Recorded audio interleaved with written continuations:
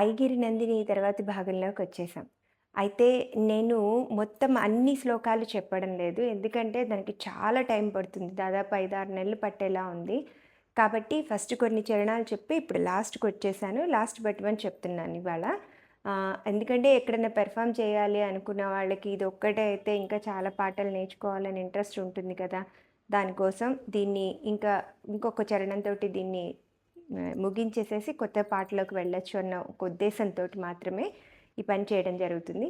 అయితే నిన్న పతాకహస్తం ఎక్స్‌ప్లెయిన్ చేశాను కదా! ఇవాళ త్రిపతాకహస్తాన్ని ఎక్స్‌ప్లెయిన్ చేస్తాను. త్రిపతాకహస్తం తెలుసు కదా! ఈ ఉంగరం వేలుని ఇలా ఫోల్డ్ చేసి అన్ని ఫింగర్స్‌ని ఇలా దగ్గర పెడితే ఇది త్రిపతాకహస్తం. ఈ త్రిపతాకహస్తం ముఖ్యంగా మనం కిరీటం, క్రౌన్ అంటాం కదా! కిరీటాన్ని చూపించేటప్పుడు, ఇంద్రుడిని చూపించేటప్పుడు, ఇంకా ఒక చెట్టుని మామూలుగా చెట్టుని ఇలా చూపిస్తూ ఉంటాం. మనం గూడా ఇందులో కదంబ వనవాసిని అన్నప్పుడు చూపించాను కదా! త్రిపతాకహస్తం అని. ఓకేనా? చెట్టుని చూపించేటప్పుడు, మంటల్ని చూపించేటప్పుడు చూపిస్తూ ఉంటాం. అలాగే వజ్రాయుధం అని చూపించేటప్పుడు, ఏదన్నా నేను ఇట్లా కాటుక దిద్దుకున్నాను, లేదంటే ఇది ఆహ్, డ్రా చేస్తున్నట్టుగా చూపిస్తున్నప్పుడు ఈ త్రిపతాకహస్తాన్ని వాడుకుంటాం. లేదంటే ఇంకా అంత అలా చూపించేటప్పుడు కూడా త్రిపతాకహస్తాన్ని వాడతాం. ఇంకా హ్మ్. ఏదైనా బాణం ఉంటుంది కదా! బాణాన్ని చూపించేటప్పుడు కూడా దాన్ని చూపించేటప్పుడు కూడా ఈ త్రిపతాక హస్తాన్ని యూజ్ చేస్తూ ఉంటాం. ఇకపోతే మన పాఠంలోకొచ్చేద్దాం.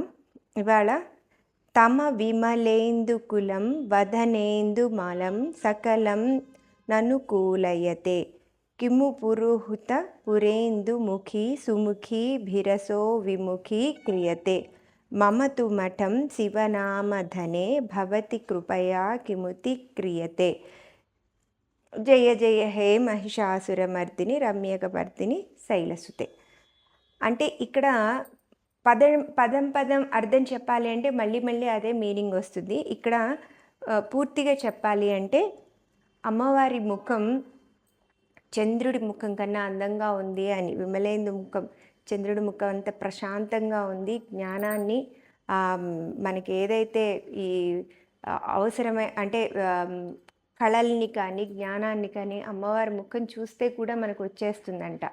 ఆమెని ఎవరైతే అంత నమ్మి ఆమె వైపు తమ ఆలోచనల్ని తిప్పుకొని ఉంటే వాళ్ళకి ఎటువంటి కళలైనా, ఎటువంటి జ్ఞానమైనా అమ్మవారు ఇచ్చేస్తుందట.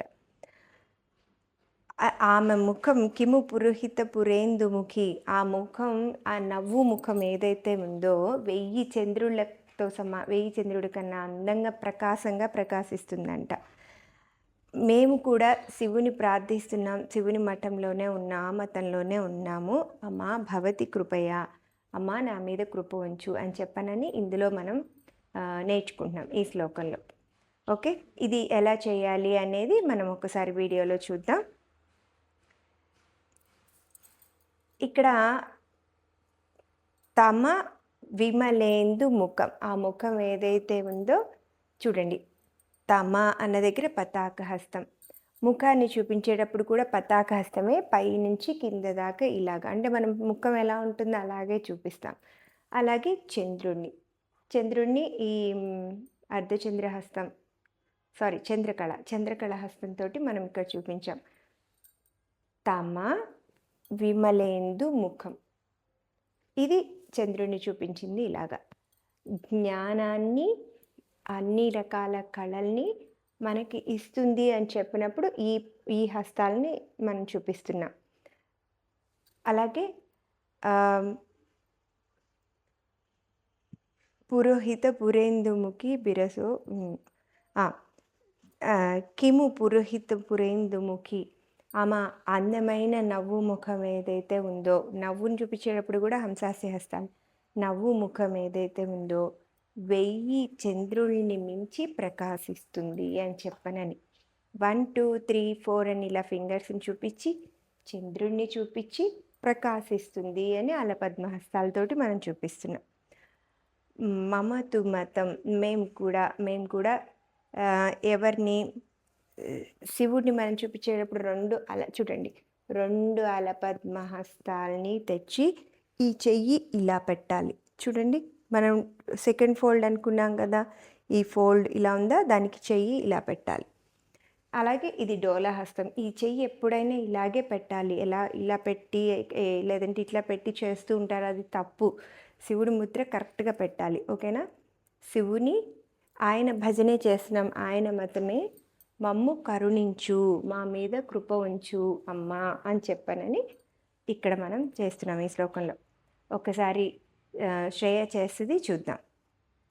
చిన్నదా స్టార్ట్ చేద్దామా? తవ విమలేందుకులం వదనేందుమలం సకలం అనుకూలయతే కిము పురుహితపురేందుముఖీ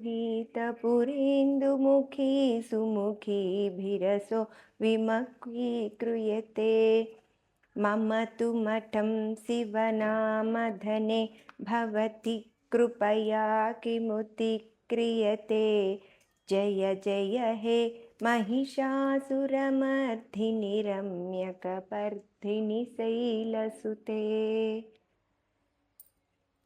ఇక్కడ ఒక్కొక్కటి స్టెప్ బై స్టెప్గా నేర్చుకుందాము. ఆ లెగ్స్ ఎలా అని చెప్పనని. ఫస్ట్ తమ విమలేందుకులం వదనేందుమలం సకలం అనుకూలయతే. ఇది చూపించు. తమ విమలేందుముఖం వదనేందుమలం సకలం అనుకూలయతే. ఓకే, ఈ లెగ్స్ ఎలా పెట్టింది చూడండి. తవ విమలేందు ముఖంకి ఒక్క అడుగు వెనక్కి వేసి కాలు లోపలికి ఫోల్డ్ ఉండండి. స్లోగా చెప్పు. విమలేందు ముఖం అనే దగ్గర ఒక్క అడుగు వెనక్కి వేసి లెగ్ ఫోల్డ్ చేసి కింద పెట్టాలి, యాంకిల్ మీద పెట్టాలి. తర్వాత ఇంకొక అడుగు మళ్ళీ ముందుకు వేసి ఈ చంద్రకళ హస్తాన్ని కింద నుంచి ఇది ఒక యూ షేప్ లాగా ఇలా తీయాలి. చూపించు చిన్న స్లోగా. చూడు, లెగ్ ఏమో ఇట్లా ముందుకు వేసుకుని ఇలా తీయాలి. వదనేందు మలం సకలం అనుకూలయతే. సకలం అనుకూలయతే. కిము పురుహిత. నెక్స్ట్ కిము పురుహిత పురేందుముఖీ సుముఖీభిరసో విముఖీక్రియతే. ఇక్కడ లెగ్స్ ఒకసారి చూసుకోండి. ఫస్ట్ కిము పురుహూతి ముఖి అని చెప్పండి. పురేందుముఖి అని వస్తుంది. మళ్ళీ కిము పురుహూత పురేందుముఖి.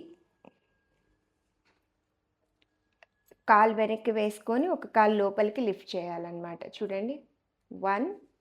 ఇంకొక కాలు వెనక్కి వేసుకొని ఈ కాలుని ఫోల్డ్ చేయాలి, రైట్ లెగ్ని. సుముఖి బిరసో విముఖి క్రియతే. మళ్ళీ అరమండి పెట్టి చూపించిన అరమండి పెట్టి ఆ చెయ్యి ఎలా తీసుకుందో చూడండి. ఈసారి ఇటువైపు నుంచి ఒక సైడ్ సి లాగా అనమాట, ఆ షేప్లో తీసుకుని మళ్ళీ చంద్రకళ పతాక హస్తం. ఈసారి కాలు లోపలికి ఫోల్డ్ చేయాలి. ఇది ఇట్లా ఓపెన్ చేయి ఒకసారి. అలా కాకుండా ఇట్లా లోపలికి ఫోల్డ్ చేసింది. రైట్ సైడే 2 కాళ్ళు ఉన్నాయన్నమాట. మమతు మఠం మమతు మఠం అని. మమతు మఠం శివనామం, శివుడిని చూపించి నామధనే భవతి కృపయా కిముత క్రియతే. ఏ పని చేస్తున్నా అందులో నాకు సాయం చెయ్యి అన్నట్టుగా మీనింగ్ వస్తుందన్నమాట. జయ జయ హే మహిషాసుర మర్ధిని రమ్యక పర్ధిని శైలసుతే. ప్రతిసారి రమ్యక పర్ధిని అన్నప్పుడు అలా చూపించే కన్నా ఇలా కూడా చూపించవచ్చు. ఇప్పుడు పాట మీద చేద్దాం ఒకసారి.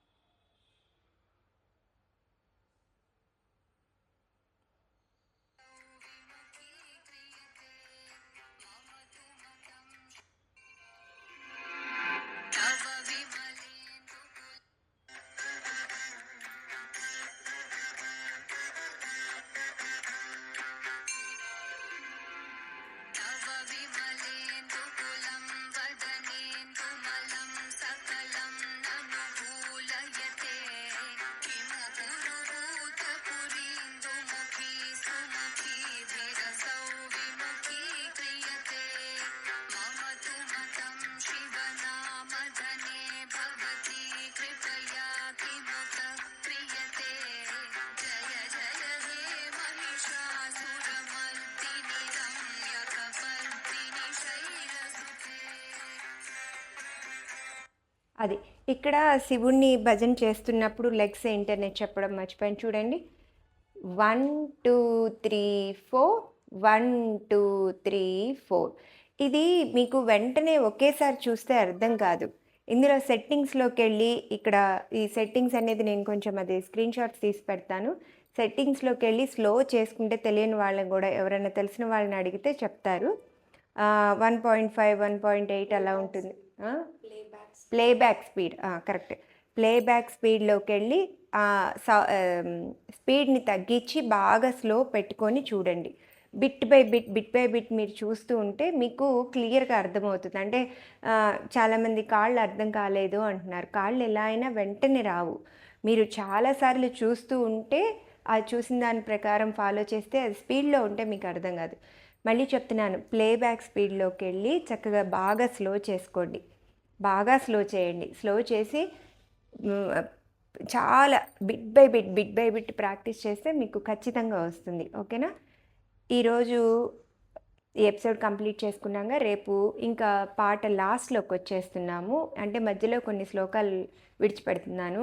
చాలా పెద్దది కాబట్టి ఇప్పుడే అవ్వదు కాబట్టి మళ్ళీ ఇంకో కొత్త పాట మనం స్టార్ట్ చేసుకుందాము. అందుకోసం ఈసారి హరివరాసనం చెప్పాలనుకుంటున్నాను. చూద్దాం. దేవుడి దయ వల్ల అది కూడా చక్కగా స్టార్ట్ అయ్యి మీరందరూ నేర్చుకుంటే అంతకన్నా సంతోషం లేదు. ఇవాల్టితోటి ఈ ఎపిసోడ్ ముగించుకుందాం. అయితే నేను మళ్ళీ హంబుల్ రిక్వెస్ట్ ఏంటంటే ఎవరు నేర్చుకుంటున్నారో వాళ్ళు నాతో ఇంటరాక్ట్ అవ్వాలి అనుకుంటే నేను మళ్ళీ చెప్తున్నాను. జూమ్‌లో ఒక్కసారి నేర్చుకున్న వాళ్ళందరికీ ఈ అర్థం కాని లెగ్స్ ఎలా చేయాలి అనేది ఒకసారి చెప్పడానికి ట్రై చేస్తాను. అయితే ఖచ్చితంగా మీరు కామెంట్స్‌లో మీ ఎక్స్‌పీరియన్స్‌ని నాకు చెప్పాలి. ఇంకొక హంబుల్ రిక్వెస్ట్ ఏంటంటే మాక్సిమం షేర్ చేయండి. ఎక్కువ మంది ఈ క్లాసెస్ గురించి తెలియచేయండి. సబ్స్క్రైబ్ చేయండి. సపోర్ట్ ఇస్తే ముందుకు వెళ్ళడానికి అవుతుంది. ఎందుకంటే నాకు చాలా బిజీగా ఉంటాను. అయినా కూడా ఒక మంచి సంకల్పంతో మనం ముందుకెళ్తున్నాం. మీ సపోర్ట్ అనేది నాకు చాలా అవసరం. చక్కగా సబ్స్క్రైబ్ చేసుకుని తెలిసిన వాళ్ళకి, తెలియని వాళ్ళకి అందరికీ షేర్ చేయండి. అంటే జెన్యూన్‌గా మంచి పని జరుగుతుంది అనుకున్నప్పుడు మేము అడగడంలో తప్పు లేదని నేను అనుకుంటున్నాను. Thank you so much.